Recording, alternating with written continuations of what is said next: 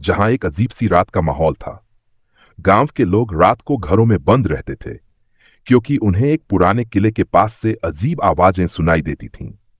लोग कहते थे कि किले में एक राक्षस का वास था, जो रात के समय बाहर आता था। एक रात एक युवक जिसका नाम रोहन था, गांव से बाहर एक काम से जा रहा था। उसने किले की तरफ जाने वाली रास्ते को चुना, क्योंकि उसका रास्ता वही था। जैसे ही वह किले के पास पहुंचा, उसने सुनी चिल्लाने की आवाजें। डर के बावजूद उसकी जिज्ञासा ने उसे रुकने पर मजबूर कर दिया। वह धीरे धीरे किले के अंदर चला गया।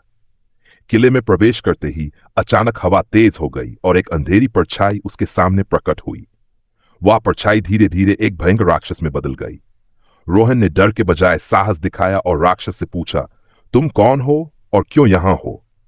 राक्षस ने कहा, मैं एक शापित आत्मा हूं।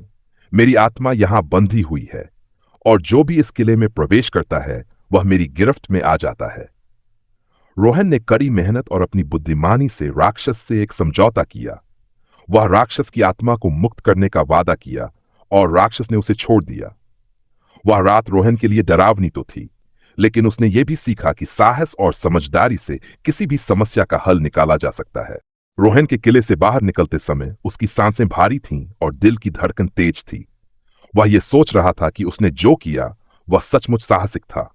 लेकिन जैसे ही वह गांव की ओर वापस जाने लगा, उसे एहसास हुआ कि कुछ और हो रहा था।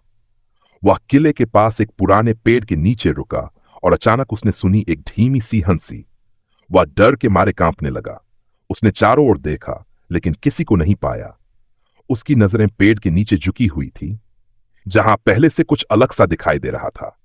वह धीरे धीरे उस जगह के पास गया और देखा कि वहां एक पुराना संदूक रखा हुआ था, जो पहले कभी वहां नहीं था। जैसे ही उसने उस संदूक को खोला, एक धुआं और अजीब सी आवाज निकली।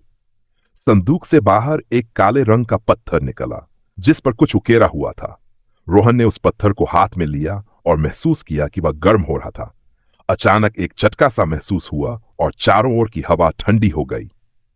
पत्थर से एक काले रंग की छाया निकलने लगी, जो कुछ ही देर में एक विशालकाय आकृति में बदल गई। ये वही राक्षस था जिसे उसने किले में देखा था, लेकिन अब उसकी शक्ल और भी डरावनी हो गई थी। राक्षस ने उसे गुस्से से घूरते हुए कहा, तुमने मेरी आत्मा को मुक्त किया था, लेकिन अब तुमने मेरे शापित पत्थर को छुआ है और तुम्हारा अंत आ चुका है। रोहन को अब यह समझ में आ गया कि किले की आत्मा को मुक्त करने से पहले उसने गलती से कुछ और छोड़ दिया था। उसकी समझ में अब यह आया कि वह अकेला नहीं था। किले की आत्मा से भी अधिक खतरनाक शक्ति अब उसे घेर चुकी थी।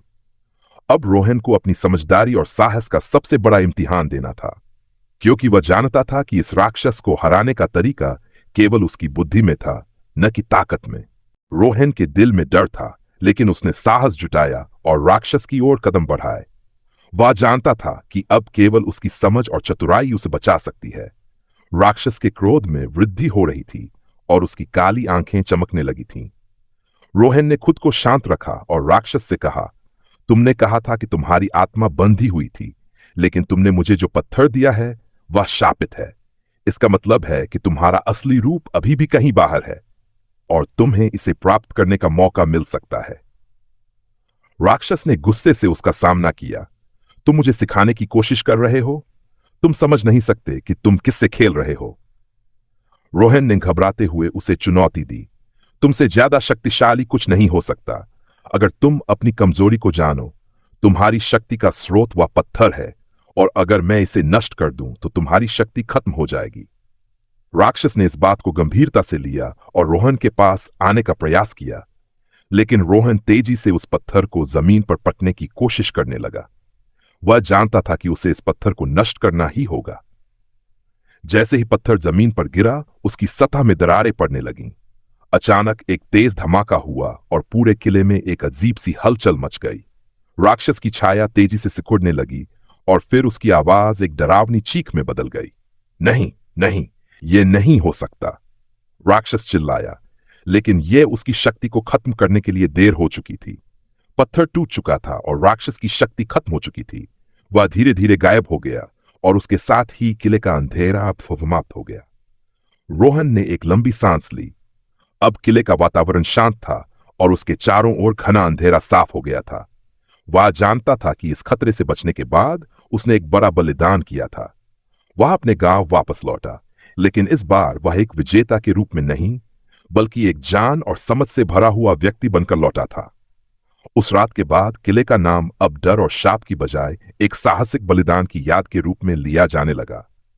रोहन को समझ में आ गया था कि किसी भी परेशानी का हल केवल बहादुरी और समझदारी से ही निकाला जा सकता है। रोहन अब गांव लौट आया था, लेकिन वह पूरी तरह से बदल चुका था। किले में जो अनुभव उसने किया था वह उसे सदा के लिए याद रहेगा। हालांकि गांव वालों ने उसका स्वागत किया, लेकिन वह जानता था कि उसे अब इस रहस्य का सामना करना था। जब उसने राक्षस और किले का सच गांव वालों को बताया, तो कई लोग उसे अविश्वास की नजरों से देख रहे थे, जबकि कुछ ने उसे नायक की तरह सराहा। लेकिन एक दिन, कई महीने बाद, रोहन को एक और अजीब घटना का सामना करना पड़ा। वह अपनी खेती का काम खत्म करके घर लौट रहा था, जब उसे उसी पुराने किले की ओर एक रहस्यमय रोशनी दिखाई दी। पहले तो उसने इसे अनदेखा कर दिया, लेकिन कुछ दिनों बाद वही रोशनी बार बार किले से निकलने लगी। रोहन को समझ में आ गया कि कुछ और चल रहा था। वह रात के समय फिर से किले की ओर बढ़ा। किले में घुसते ही उसे वही पुरानी डरावनी चुप्पी महसूस हुई, लेकिन इस बार वातावरण अलग था। किले में अब पहले जैसा कोई अंधेरा या डर नहीं था, बल्कि एक अद्भुत शांति थी। जब वह किले के भीतर पहुंचा तो उसने देखा कि वही शापित पत्थर जिसे उसने नष्ट किया था, फिर से सही स्थिति में रखा हुआ था, और उस पत्थर के पास एक धुंधली आकृति खड़ी थी। वह आकृति पहले से जानी पहचानी थी, राक्षस की आत्मा। तुमने मेरी शापित आत्मा को मुक्त किया था, लेकिन मेरा असली अस्तित्व अभी खत्म नहीं हुआ, राक्षस ने कहा। तुमने मेरा पत्थर तो तोड़ दिया, लेकिन उसका असर सिर्फ कुछ समय के लिए था। अब मेरी ताकत फिर से लौट आई है। रोहन ने गहरी सांस ली, लेकिन अब वह पहले से कहीं ज्यादा मजबूत और समझदार था। वह जानता था कि अब उसे एक और लड़ाई लड़नी होगी, लेकिन इस बार वह अकेला नहीं था। उसकी बुद्धि और साहस पहले से कहीं ज्यादा विकसित हो चुके थे। उसने तुरंत एक योजना बनाई और राक्षस से कहा, तुम कभी खत्म नहीं हो सकते, क्योंकि तुम केवल एक डर हो। मैं तुम्हें इस किले से हमेशा के लिए मुक्त करूंगा। उसने किले में उन सभी पुरानी किताबों और ग्रंथों का अध्ययन किया, जिनमें जादू और शापों के बारे में लिखा था। वह जानता था कि केवल अपनी शारीरिक ताकत से राक्षस को हराया नहीं जा सकता, बल्कि उसे समझदारी से हराना होगा।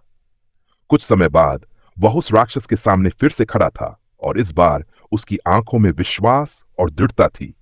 उसने राक्षस से कहा, मैं तुम्हारे डर से नहीं डरता, और मैं तुम्हें जीतने नहीं दूंगा। राक्षस ने जोर से गरजते हुए कहा, तो फिर तुम्हें अपनी आत्मा का बलिदान देना होगा। लेकिन रोहन ने न केवल अपनी जान की परवाह किए बिना राक्षस से मुकाबला किया, बल्कि उसने उसी शापित पत्थर से एक बार फिर घेर लिया, इस बार और भी अधिक ताकत से। एक जोरदार धमाके के बाद राक्षस की आवाज भी शांत हो गई, और उसकी काले रंग की छाया हवा में घुल गई। अब किले में बिल्कुल शांति थी। राक्षस का अस्तित्व खत्म हो चुका था। रोहन ने धीरे धीरे सिर झुकाया और महसूस किया कि किले की आत्मा अब सचमुच मुक्त हो चुकी थी। वह जानता था कि यह उसका सबसे बड़ा विजय था, लेकिन इसे हासिल करने के लिए उसे अपनी पूरी ताकत और साहस का उपयोग करना पड़ा। गांव लौटने के बाद रोहन ने अपनी कहानी सुनाई, और अब उसे एक सच्चे नायक के रूप में स्वीकार किया गया। किले का अंधेरा अब समाप्त हो चुका था, और उस गांव में शांति वापस आ गई थी। रोहन ने समझा कि कभी कभी सच्ची ताकत बाहरी नहीं, बल्कि अंदर से आती है, मन की दृढ़ता और विश्वास से।